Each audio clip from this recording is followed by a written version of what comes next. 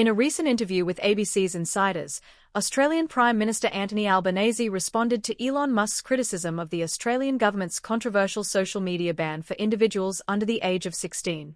The law, passed by the Australian Parliament, restricts children from using platforms such as TikTok, Instagram, and Facebook, a move that has raised significant debate.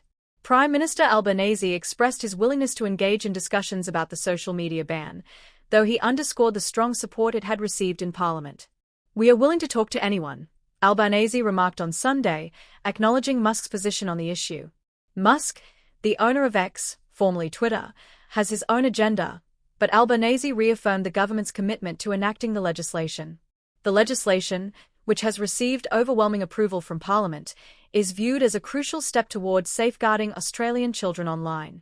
Elon Musk, whose platform X will be directly impacted by the ban, criticized the measure, labeling it a backdoorway to control internet access for all Australians. The new ban is a world first and aims to restrict access to social media for children under 16. Social media companies will be held accountable, with potential fines of up to $50 million for non-compliance. Despite the criticism, Albanese remains firm in his support, emphasizing that the decision has been approved by Parliament and is ultimately in the best interest of Australian children. Albanese also noted that social media platforms must recognize their social responsibility, a sentiment he reinforced in response to Musk's earlier criticism of proposed anti-misinformation measures. In September, Musk referred to the Australian government as fascists in relation to the proposed laws.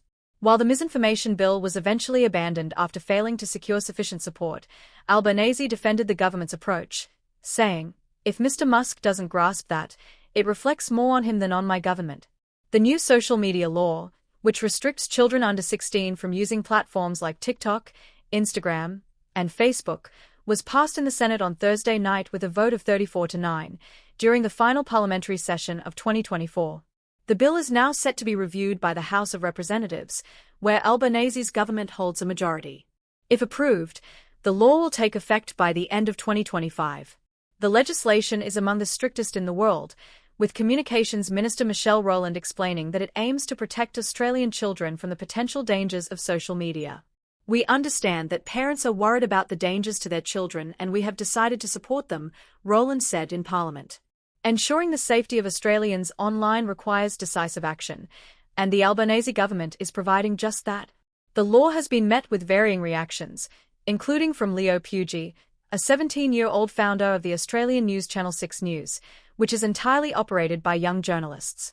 Pugie, who started the platform at age 11, now leads a team of high school students and university-bound young adults. His platform has grown significantly, boasting nearly 30,000 YouTube subscribers and hundreds of thousands of followers across various social media platforms.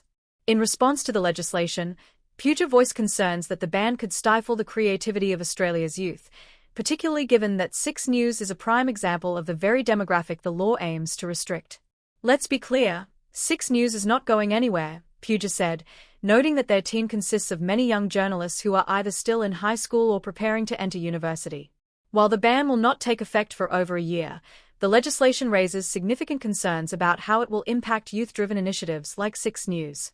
Pugie emphasized that despite the potential restrictions, his platform would continue to provide independent and impartial journalism for all ages.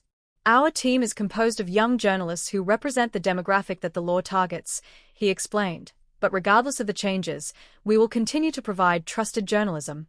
The law, however, stems from concerns about the mental health impact of social media on young people. The legislation will require social media companies to implement robust age verification measures to prevent children under 16 from accessing their platforms. The companies face heavy fines of up to $49.5 million for violations. However, it is important to note that neither parents nor children will face penalties for non-compliance with the new regulations.